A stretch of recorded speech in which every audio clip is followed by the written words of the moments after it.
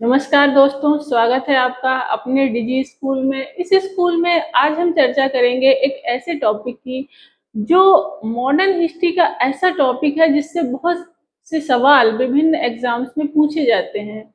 जी हाँ, आज का हमारा टॉपिक है कंपनी के अधीन गवर्नर जनरल, यानी ईस्ट इंडिया कंपनी जो भारत में व्यापार करने आई थी, उसके अधीन कौन कौन से गवर्नर जनरल हुए और उनके दौरान, उनके कार्यकाल के दौरान क्या क्या महत्वपूर्ण कार्य थे जो किए गए।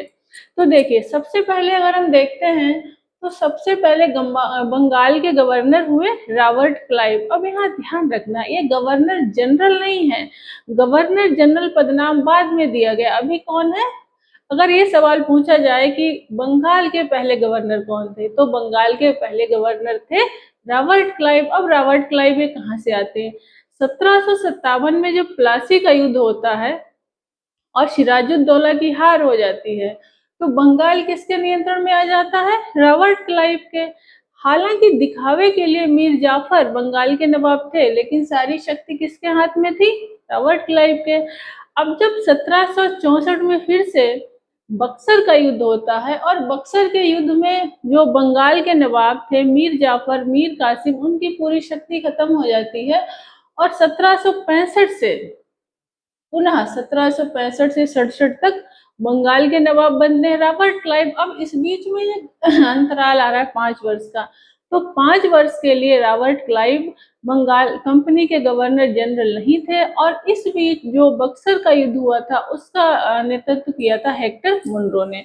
तो इस तरीके से हम देखते हैं कि बंगाल के पहले गवर्नर रहे रॉबर्ट क्लाइव। अब रॉबर्ट क्लाइव ने को इंग्लैंड में स्वर्ग से उतरा हुआ सेना नायक कहा गया। क्यों? क्योंकि रॉबर्ट क्लाइव ने प्लासी के युद्ध में विजय दिलाई थी, जो ईस्ट इंडिया कंपनी की भारत में पहली जीत थी और इसने कंपनी के पांव भारत में बहुत मजबूत कर दिए थे, एक तरीके से कंपनी के शासन की नींव डाल दी थी।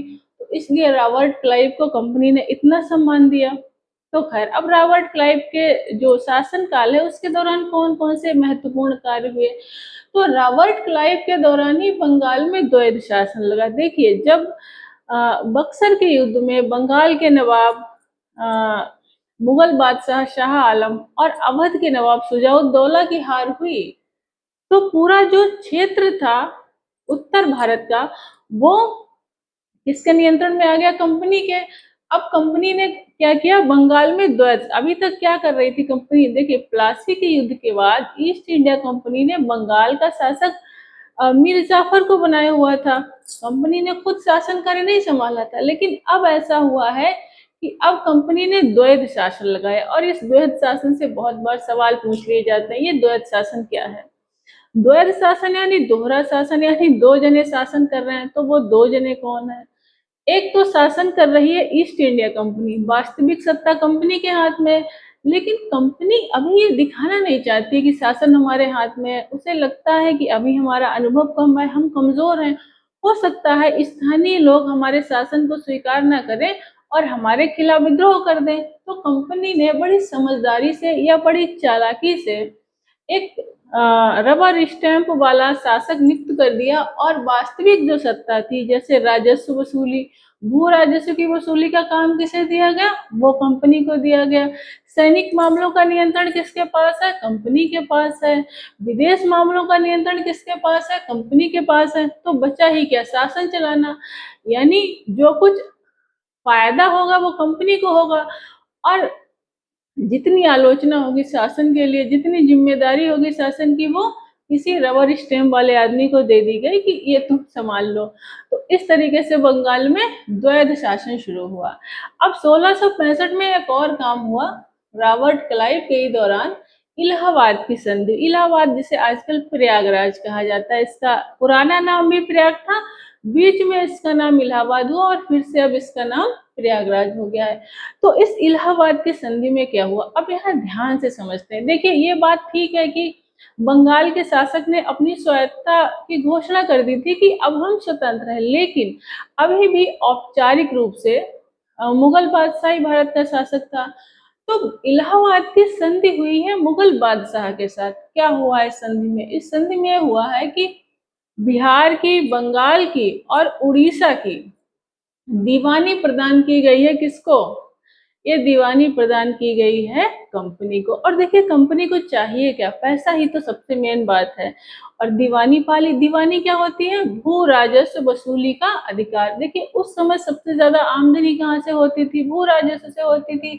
तो उस भू राजस्व की वसूली का जो अधिकार था वो मुगल बादशाह, अब देखिए यहाँ कितनी विचित्र बात है कि मुगल बादशाह हार भी गया, तो कंपनी चाहती तो सीधे बादशाह को हटाती, हारे हुए आदमी को, और पूरे क्षेत्र पर नियंत्रण कर लेती। लेकिन कंपनी ने ऐसा नहीं किया। ऐसा क्यों नहीं किया? क्योंकि कंपनी व्यापार करने आई है, वो कोई देश थोड़ी है, ना उसके पास इतनी बड़ी सेना है, ना इतना ज्यादा धन है कि वो सीधे किसी बादशाह से किसी दूसरे देश में जाके टकराए। हार भी गया तब भी तो उसकी कुछ सत्ता होगी, कुछ अस्तित्व तो होगा। प्लासी का युद्ध तो विश्वासघात से जीता गया था। तो फिर इस कंपनी को ये भी लगता है कि इतने बड़े क्षेत्र को हम सीधे अधिकार में लेंगे तो हो सकता है जनता हमारा विरोध कर दे। तो इस तरीके से ये इलाहाबाद की संधि करते हैं और दीवानी अधिकार ले लेते हैं। बाकी जो जो नवाब है उसको कहते हैं कि ठीक है आप अपने नाम से सत्ता चलाइए। हालांकि नवाब की भी सारी शक्ति जा चुकी है और नवाब अब किसके नियंत्रण में आ चुका है? कंपनी के। तभी तो ऐसी संधि पे साइन किया होगा, वरना कोई नवाब जिसमें ताकत होगी वो ऐसी संधि पे साइन करेगा, फाड़ के फेंक देगा। तो ये तो हुई इलाहाबाद की संधि। अब जब इलाहाबाद की संधि हो गई, अद्वैध शासन है, राजस्व वसूली किसके हाथ में है? कंपनी के। तो कंपनी ने बड़ी समझदारी से दो उप दीवान नियुक्त किए। ये दीवान जो पद था ये मुगल वंश से ही चला आ रहा था। दीवान क्या होते थे? ये राजस्व की वसूली करते थे। तो मोहम्मद रजा खान को नियुक्त किया बंगाल के लिए और राजा सिताब राय को बिहार के लिए। अब देखिए ये सवाल पूछा जाता है कि वो कौन से उप दीवान थे, कौन कौन से क्षेत्र के थे, तो इस वाली बात को हमें याद रखना है। तो अगर हम रॉबर्ट क्लाइव के मामले में देखें तो दो ही सबसे महत्वपूर्ण बातें। पहली बात, रॉबर्ट क्लाइव ने प्लासी का युद्ध जीता और भारत में बंगाल में कंपनी शासन की नींव डाली। द्वैध शासन की शुरुआत कब हुई? 1665 में रॉबर्ट के क्लाइव के समय हुई। इलाहाबाद की बहुत समझदारी वाली, चालाकी वाली संधि किसने की? मुगल बादशाह से, वो क्लाइव ने की। तो बस अगर रॉबर्ट क्लाइव से सवाल पूछे जाएंगे तो इतने ही सवाल पूछे जाएंगे। अब क्लाइव एक साधारण आदमी था, क्लर्क बन के आया था कंपनी में, और जब उसने बंगाल जीता, इतना समृद्ध क्षेत्र, गंगा और ब्रह्मपुत्र का ये समृद्ध दोआब, तो यहाँ से बहुत सारे संसाधन लूट के वो इंग्लैंड गया। और इंग्लैंड के लोगों ने, अच्छा वहां भी लोगों को जलन तो होती थी, जलन है ना, ईर्ष्या मानव का स्वाभाविक गुण है। तो उनका इतना अमीर बन गया, ये इतना बड़ा कैसे बन गया? तो लोगों ने इसको बोलना शुरू किया। तो उन लोगों के कहने से बताते हैं कि ऐसा हुआ, इतना परेशान हो गया रॉबर्ट क्लाइव कि अंततः उसने आत्महत्या कर ली थी। यानी भारत से जो धन लूट के ले गया वो पचा नहीं रॉबर्ट क्लाइव को। तो यहाँ पे इस तरीके से रॉबर्ट क्लाइव की कहानी खत्म होती है। हालांकि इंग्लैंड के लोगों ने रॉबर्ट क्लाइव को स्वर्ग से उतरा हुआ सेना नायक कहा, बहुत उसकी तारीफ करी और तारीफ करेंगे ही। जब इतना बड़ा साम्राज्य कोई जीत के देगा, इतना पैसा देगा, तो तारीफ तो की जाएगी। ठीक, अब देखिए, अब यहाँ से कंपनी के गवर्नर जनरल की शुरुआत होती है और यहाँ से सवाल बनते हैं। गवर्नर जनरल, ये शब्द बदल गया, गवर्नर और गवर्नर। गवर्नर जनरल शब्द कब आता है? जब रेगुलेटिंग एक्ट आया। जब कंपनी के जो लोग थे वो इतना पैसा कमा कमा के बंगाल को लूट लूट के अमीर होने लगे, तो फिर ये हुआ कि भाई इस कंपनी के कामकाज को रेगुलेट किया जाए, इसको अब नियंत्रण में लिया जाए, क्योंकि बहुत बड़ी सत्ता इस कंपनी के हाथ में आ चुकी है। तो कंपनी को रेगुलेट करने के लिए आता है रेगुलेटिंग एक्ट। अब ये एक्ट के अधीन क्या होता है कि बंगाल का जो गवर्नर है, बंगाल के गवर्नर की तो बात ही अलग है, पूरा बंगाल जीत के दे दिया, तो उसको गवर्नर जनरल कहा जाएगा। और उसके नियंत्रण में मद्रास और बंबई के जो गवर्नर थे उनको कर दिया गया। देखिए ये है बंबई, ये है मद्रास और ये है बंगाल, ये वाला जो क्षेत्र है पूरा। तो इसके गवर्नर जनरल के अधीन इन दोनों को कर दिया गया। इनकी अपनी सत्ता, स्वायत्तता खत्म कर दी गई, एक नियंत्रण स्थापित कर दिया गया। तो इस तरीके से रेगुलेटिंग एक्ट के तहत गवर्नर जनरल का पदनाम आया और ये पहले गवर्नर जनरल हुए वॉरेन हेस्टिंग्स। वॉरेन हेस्टिंग्स, अगर क्लाइव ने भारत में कंपनी शासन की शुरुआत की तो वारेन हेस्टिंग्स ने उसकी एक मजबूत नींव रखी, उसको एक एक व्यवस्थित स्वरूप दिया।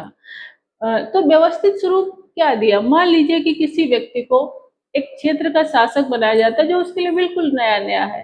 तो बहुत सारे क्षेत्रों में उसे काम करना पड़ेगा, उसे शासन प्रशासन सँभालना है, उसे सैनिक व्यवस्था सँभालनी है, उसे राजस्व की वसूली को बेहतर करना है ताकि पैसा आ सके। पैसा ही तो सबसे महत्वपूर्ण चीज़ है कंपनी के लिए। तो ये वॉरेन हेस्टिंग्स ऐसे सब क्षेत्रों में दिमाग चलाता है और कंपनी के शासन को एक व्यवस्थित रूप, देखिए क्लाइव के समय पे व्यवस्थित रूप नहीं है, उप दीवान कोई और है, द्वैध शासन है, ऐसा सब कुछ चल रहा है। तो वॉरेन हेस्टिंग्स ने कहा अब तक कंपनी की स्थिति मजबूत हो गई कि नहीं, द्वैध शासन कुछ नहीं, शासन चलाएंगे हम, और द्वैध शासन को इसने खत्म कर दिया। ये बंगाल का पहला गवर्नर जनरल बना। अब इसने क्या किया? इसने राजकीय कोषागार, कोषागार माने जहाँ राजकीय पैसा रखा जाता है, उस कोषागार को मुर्शिदाबाद से कोलकाता लाया, क्योंकि इनकी जो इनका जो इंफ्रास्ट्रक्चर, इनका केंद्र क्या था?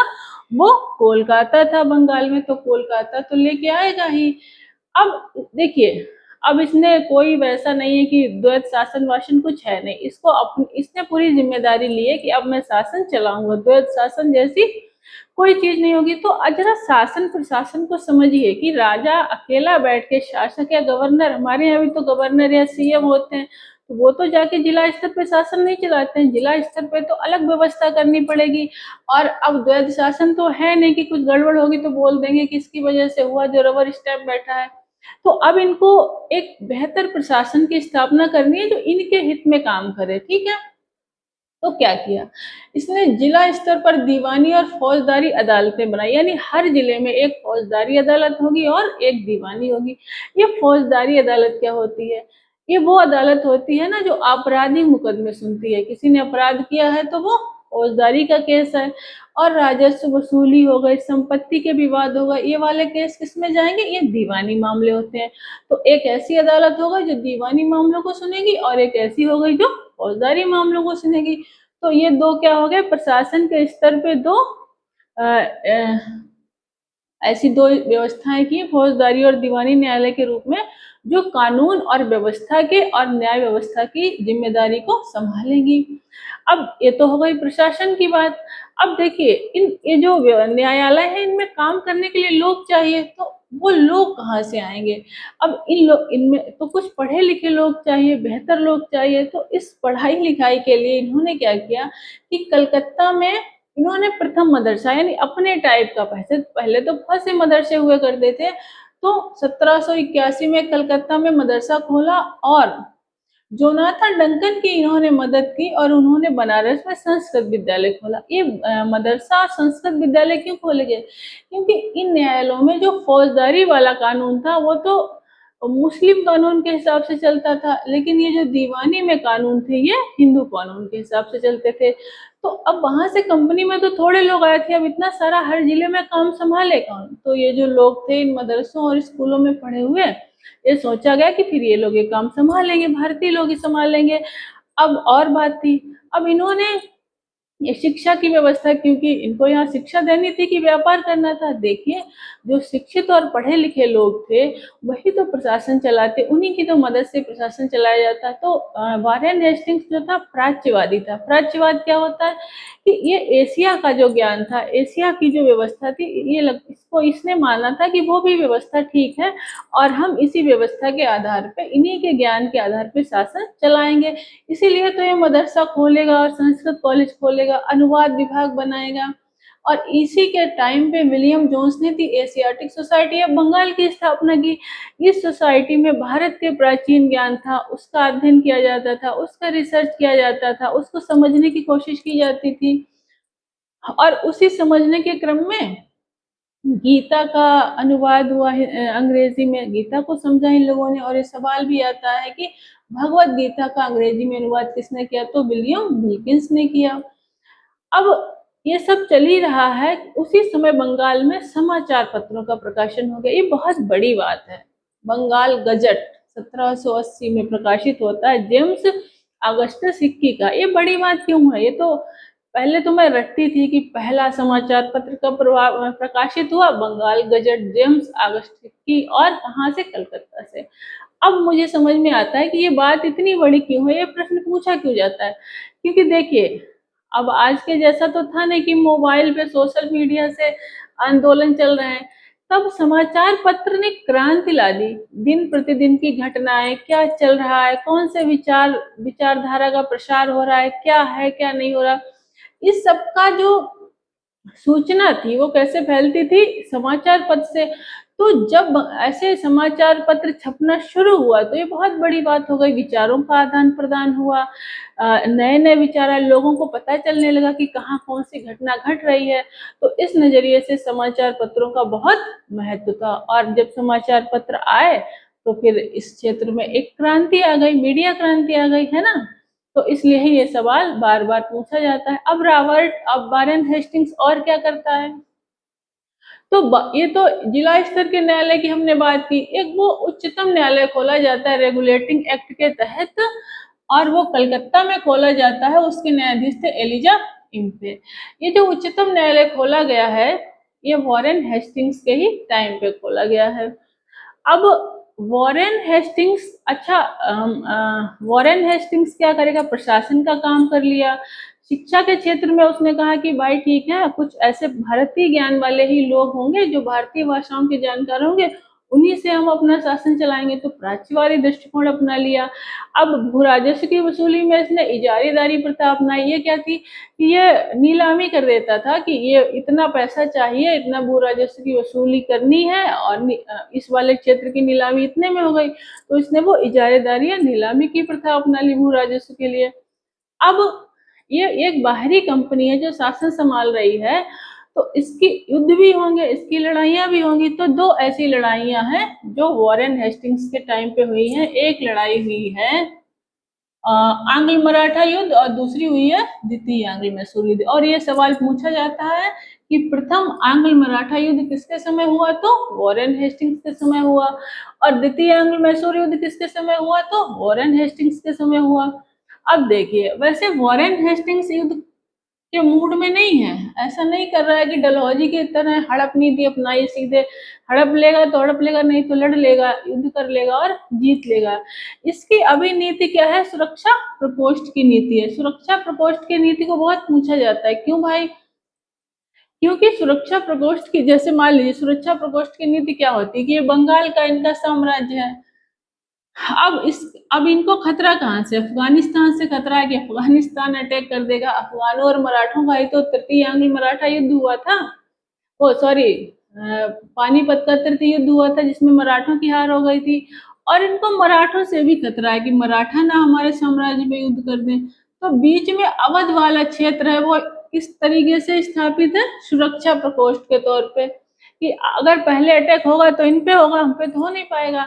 तो इसीलिए इन्होंने अवध को, अब देखिए अवध को जाके 1856 में मिलाया गया, जबकि अवध का नवाब तो अभी से हार गया था, चाहते तो मिला लेते, लेकिन जानबूझ के सुरक्षा प्रकोष्ठ की नीति के तहत इन्होंने अवध को अपने साम्राज्य में नहीं मिलाया। तो इन्होंने वैसे तो युद्ध की नीति नहीं अपनाई, सुरक्षा प्रकोष्ठ की नीति अपनाई, लेकिन दो युद्ध ऐसे हैं जो वॉरेन हेस्टिंग्स ने लड़े हैं, प्रथम आंग्ल मराठा युद्ध और द्वितीय आंग्ल मैसूर युद्ध। आंग्ल मैसूर युद्ध किसके साथ हो रहा था, ये टीपू सुल्तान और हैदर अली के साथ ये मैसूर वाले क्षेत्र में हो रहा था। अच्छा, ये सुरक्षा प्रकोष्ठ की नीति अपना रहे हैं, तो फिर मैसूर में क्यों लड़ रहे हैं, मैसूर से तो ऐसा कोई खतरा नहीं। मैसूर से खतरा है, एक तो टीपू सुल्तान और हैदर अली की नीति बड़ी आक्रामक थी। दूसरे ये वाला जो एरिया है बहुत समृद्ध एरिया है, मसालों का यही तो एरिया है ना जहाँ सारे मसाले तैयार होते हैं। यहाँ बहुत से बंदरगाह हैं जिनसे इनका व्यापार होगा। तो यहाँ पे इनके, एक तो इन्हें खतरा भी है मैसूर से, क्योंकि मैसूर की मित्रता फ्रांस से थी। दूसरी बात यह इनके लिए आर्थिक रूप से भी फायदेमंद है। तो फिर इन्होंने सोचा कि चलो टीपू सुल्तान की फाइल को निपटाते हैं, टीपू सुल्तान का होना हमारे साम्राज्य के लिए खतरा है। तो फर्स्ट आंग्ल मैसूर युद्ध हो चुका है, ये दूसरा आंग्ल मैसूर युद्ध हुआ है जो लॉर्ड हेस्टिंग्स के टाइम हुआ है। अब जरा ध्यान दीजिए, ये जो हेस्टिंग्स है कितना चतुर है, इसने मराठों को और निजाम को हैदर अली के खिलाफ कर दिया। ये हैं हैदराबाद के निजाम और ये है मराठे, और ये मिल गए हैं अंग्रेजों से और इस हैदर अली के खिलाफ खड़े हुए हैं। ऐसा क्यों किया? ऐसा किया हैदर अली को कमजोर करने के लिए। अब देखो, शायद मराठों ने भी गलती कर दी यहाँ पे, क्योंकि ये मराठों की भी तो फाइल निपटाएंगे बाद में, मराठों को भी खत्म करेंगे, किसी के नहीं है। तो खैर, यहाँ प्रथम आंग्ल मराठा युद्ध और द्वितीय आंग्ल मैसूर युद्ध लड़े हैं किसने? वॉरेन हेस्टिंग्स ने। लेकिन वॉरेन हेस्टिंग्स की नीति क्या है? वो है सुरक्षा प्रकोष्ठ की नीति। अब इन्हीं के समय आ गया पिट्स इंडिया एक्ट। कौन सा एक्ट आ गया? जब इन्हें गवर्नर जनरल बनाया गया था रेगुलेटिंग एक्ट के तहत 1773 में, तब तो इन्हें बहुत खुशी हुई थी। मद्रास और बंबई के गवर्नर इनके अधीन किए गए। लेकिन जब इनकी शक्ति में कमी करी गई पिट्स इंडिया एक्ट के तहत, तो इन्होंने इस्तीफा दे दिया। ये छोड़ दिया कि नहीं, अपनी शक्ति में कमी बर्दाश्त नहीं है। और जब ये इस्तीफा दे के गया, तो इंग्लैंड में इस पे महाभियोग लगा कि इसने बहुत गलत काम किए हैं हिंदुस्तान में, और इसके लिए इंग्लैंड के एक सांसद थे, उन्होंने इस वॉरेन हेस्टिंग्स के ऊपर महाभियोग लगाया। हालांकि बाद में इसको महाभियोग से मुक्ति मिल गई थी, लेकिन हाँ, कुछ ऐसे इस पे गंभीर आरोप लगाए गए थे और इस पे महाभियोग लगा। तो ये तो था वॉरेन हेस्टिंग्स, जिसने भारत में, अगर हम गौर से देखें तो, कंपनी के शासन को एक व्यवस्थित रूप दिया। शुरुआत किसने कर दी? रॉबर्ट क्लाइव ने। इसलिए रॉबर्ट क्लाइव से सवाल पूछा जाता है, व्यवस्थित रूप किसने दिया? जिसने प्रशासन को एक रूप दिया, भू राजस्व वसूली को एक स्वरूप दिया, जिसने युद्ध भी किए हैं और जिसने शिक्षा के क्षेत्र में भी कुछ काम किया है, प्राच्यवादी दृष्टिकोण अपनाया है। तो इस तरीके से बहुत कुछ ऐसे काम थे जो वॉरेन हेस्टिंग्स ने किए, जो बंगाल का पहला गवर्नर जनरल था। और ये सवाल बहुत बार पूछा भी जाता है कि बंगाल का पहला गवर्नर जनरल कौन था। अब आते हैं दूसरे नंबर 3 वाले गवर्नर जनरल पे। इसके बीच में भी कुछ गवर्नर जनरल हुए, लेकिन उन्होंने कुछ ऐसे काम नहीं किए हैं कि उनका बहुत जिक्र हो। Lord Cornwallis. अगर वॉरेन हेस्टिंग्स ने कंपनी के शासन को व्यवस्थित रूप दिया, तो कॉर्नवालिस ने कंपनी के शासन को बहुत मजबूत बनाया, बहुत मजबूती दी। कैसे मजबूती दी, देखिएगा। ये है कॉर्नवालिस, जो 1786 से 1793 में बंगाल का नवाब बनता है। ठीक है, गवर्नर जनरल बनता है, सॉरी। अब इसने 2 ऐसे काम हैं जो इसने किया और जिनके लिए इसे खास करके याद किया जाता है। पहली बात, इसने कॉर्नवालिस कोड लेके आया। कौन सा कोड? कॉर्नवालिस। अब देखिए, यहाँ पे एक कलेक्टर रखा था वॉरेन हेस्टिंग्स ने जिला स्तर पे, और कलेक्टर के पास बहुत सारे अधिकार थे। वो न्यायिक व्यवस्था भी देखता था, कानून व्यवस्था भी उसके नियंत्रण में थी। तो कॉर्नवालिस कोड ला करके इन्होंने क्या किया? शक्तियों का पृथक्करण कर दिया। क्या किया? शक्तियों का पृथक्करण। और क्या किया? और पहले ऐसा होता था कि जमींदार हुआ करते थे, तो जमींदार भू राजस्व भी वसूलते थे, और जमींदारों के पास ही सैनिक भी होते थे जो कानून व्यवस्था देख लेते थे। लेकिन कॉर्नवालिस ने जमींदारों से कानून व्यवस्था वाला जो अधिकार था वो छीन लिया, जमींदारों के अधिकार में कमी कर दी, और जिले में पुलिस थाना बनाया। और पुलिस थाने में क्या बनाया? दरोगा। आज भी दरोगा होता है भारत में। तो ये दरोगा वाली व्यवस्था को कौन लेके आया था?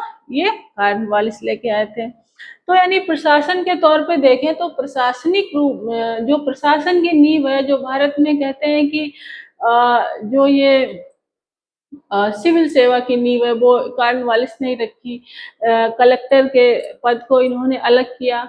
तो प्रशासन के क्षेत्र में कॉर्नवालिस कोड लेके आए और प्रशासनिक बदलाव किए, प्रशासनिक मजबूती दी। एक और काम था जो कॉर्नवालिस ने किया और उसके लिए उसे बहुत याद किया जाता है, वो है स्थायी बंदोबस्त। स्थायी बंदोबस्त क्या है, जरा इसको समझते हैं। ठीक है ना? ऐसा बंदोबस्त जो स्थायी हो। और ये किस चीज का बंदोबस्त हो रहा है, किसके साथ हो रहा है? तो जरा ध्यान दीजिए कि ये बंदोबस्त हो रहा है जमींदारों के साथ। और जमींदारों के अधिकारों में कमी किसने की है? कॉर्नवालिस ने। लेकिन जमींदारों को साथ भी लेके चलना चाहता है, अपने फायदे के लिए यूज करना चाहता है। क्या यूज करना चाहता है? कॉर्नवालिस ने जमींदारों से कहा कि जो भी भूमि है, इन्होंने स्थायी बंदोबस्त लागू किया था बंगाल में, बिहार में और मद्रास में और बनारस वाले क्षेत्र में। कि जो भी जमीन है उसका मालिक कौन होगा? जमींदार होंगे। भू राजस्व कौन वसूलेगा? जमींदार वसूलेंगे।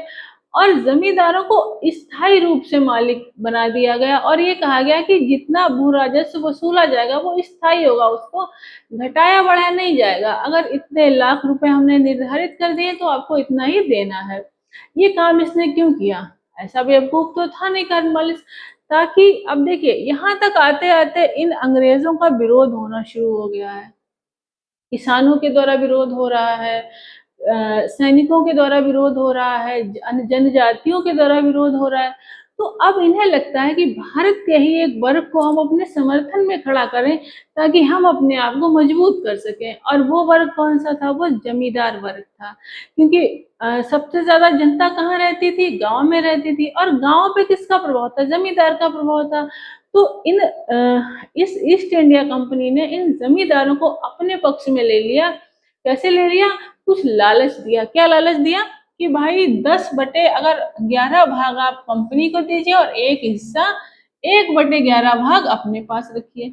यानी स्थायी बंदोबस्त के तहत आप लगान वसूलिए और उसका एक हिस्सा कमीशन खुद खाइए और बाकी हिस्सा वसूल के हमको दीजिए। और दुर्भाग्य देखिए इस देश का कि ये जमींदार जो सबसे मजबूत सामाजिक वर्ग था भारत का, ये उतने 1/11 के लालच में उस ईस्ट इंडिया कंपनी के साथ जा मिला और अपने यहाँ के किसानों से, अपने गरीब लोगों ने के साथ इसने बहुत क्रूरता से वो लगान वसूला। हालांकि सब जमींदारों ने ऐसा नहीं किया, कुछ तो जमींदारों की जमींदारी भी चली गई थी, लेकिन बहुत ज्यादा जमींदारों ने काम किया। और एक बड़ा इस देश का इतिहास ऐसा है कि जब जब किसी विदेशी ताकत ने यहाँ राज किया है तो अपनी ताकत से नहीं किया है, यहीं के लोगों के समर्थन से किया है। चाहे मोहम्मद गौरी का पृथ्वीराज को हराना हो, कोई जयचंद था, चाहे रॉबर्ट क्लाइव का सिराजुद्दौला को हराना था, कोई था मीर जाफर। तो हमेशा कोई भारत का ही वर्ग था, भारत का ही व्यक्ति था जिसने विदेशी ताकतों का अपने लोगों के खिलाफ समर्थन किया है। तो इतिहास से हमें ये बात जरूर सीखनी चाहिए कि चाहे हमारी आपस में कितनी भी लड़ाई हो, कितनी भी अनबन हो, लेकिन अपने लोगों के खिलाफ हमें विदेशी ताकतों का साथ नहीं देना है। आपको लग रहा होगा कि अब कौन सी विदेशी ताकत है? अभी भी है। ये जो कंपनियां हैं ना, बहुत ज्यादा कंपनियां आ रही हैं और ये कहती हैं कि लेबर्स की छटनी करो, लेबर्स के अधिकारों में कमी करो और हमारे देश के सरकारों पे दबाव बनाती हैं। ये यहाँ यही प्रश्न खड़ा होता है कि हम उन कंपनियों का साथ दें कि अपने देश के जो लोग हैं, जो रोजगार पाते हैं, उनका साथ दें। तो खैर, हम अपने मुद्दे पे लौटते हैं। तो ये तो थे जमींदार जिनके साथ इस कॉर्नवालिस ने स्थायी बंदोबस्त किया और जमीन का मालिक किसे बना दिया? जमींदार को। और इसका फायदा भी हुआ। 1857 में जब 1857 की क्रांति हुई तो हालांकि कुछ जमींदारों ने विद्रोह किया, जैसे बिहार के कुंवर साहब, लेकिन बहुत ज्यादा जमींदारों ने कंपनी का समर्थन किया था। क्यों? क्योंकि उन्हें लगा था कि अगर कंपनी की सत्ता गई तो उनकी भी सत्ता चली जाएगी, ये 1/11वां हिस्सा वो वसूल नहीं पाएंगे। तो ये क्या किया इन्होंने? स्थायी बंदोबस्त किया। और इस स्थायी बंदोबस्त से बहुत से सवाल पूछे जाते हैं। और क्या क्या? और एक महत्वपूर्ण घटना है कॉर्नवालिस के टाइम की, तृतीय आंग्ल मैसूर युद्ध। ये तृतीय आंग्ल मैसूर युद्ध हुआ टीपू सुल्तान के साथ, क्योंकि द्वितीय आंग्ल मैसूर युद्ध के दौरान ही हैदर अली की मृत्यु हो जाती है। और एक तीसरा युद्ध किसके साथ होता है? हैदर अली के बेटे टीपू सुल्तान के साथ होता है। और इस युद्ध में टीपू सुल्तान को इतना आघात लगा था, इतना आघात लगा था कि उस आघात से वो फिर उभर नहीं पाए और चौथे आंग्ल मैसूर युद्ध में अंततः उनकी लड़ते लड़ते मौत हो गई। लेकिन उन्होंने कहा था कि एक गीदड़ की लंबी जिंदगी जीने से अच्छा है एक शेर की तरह एक दिन जीना। और वैसे ही शेर की तरह लड़ते लड़ते वो युद्ध भूमि में ही जो है उन्होंने अपने प्राण त्याग दिए। तो इस तरीके से ये थे लॉर्ड कॉर्नवालिस, जिन्होंने कुछ कुछ काम किए। और अगर हम कॉर्नवालिस को देखें तो उन्होंने भारत में कंपनी के शासन को बहुत मजबूत किया, प्रशासन को बहुत मजबूत किया, राजस्व वसूली को भी मजबूत किया। जब स्थायी बंदोबस्त कर दिया तो एक निश्चित मात्रा में पैसा आना ही था, और पैसा आया तो कितनी अच्छी बात है, कंपनी के लिए व्यापार करती थी ना कंपनी, तो वही पैसा व्यापार में लगाने लगी और बहुत मुनाफा हुआ कंपनी को।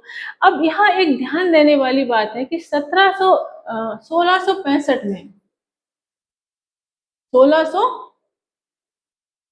सॉरी 1765 में द्वैत शासन शुरू होता है और 1770 में बंगाल में भयंकर अकाल पड़ता है। यानी ऐसी निर्मम लूट शुरू हुई बंगाल की कि बंगाल के लोग भूखों मरने लगे और ये जो कंपनी के जो लोग थे उनके पास अकूत दौलत आ गई, इतना लूटा गया बंगाल को। तो इस लूट को जारी रखा है इन्होंने कॉर्नवालिस ने और इसे व्यवस्थित रूप दिया है स्थायी बंदोबस्त। स्थायी बंदोबस्त में इन्होंने लगान वसूली को व्यवस्थित किया और अपने तरीके से व्यवस्थित किया, जमींदारों का साथ प्राप्त किया। तो आज यहीं तक, इसके बाद के चैप्टर में हम आगे के गवर्नर जनरल्स को देखेंगे। तब तक के लिए धन्यवाद, थैंक यू।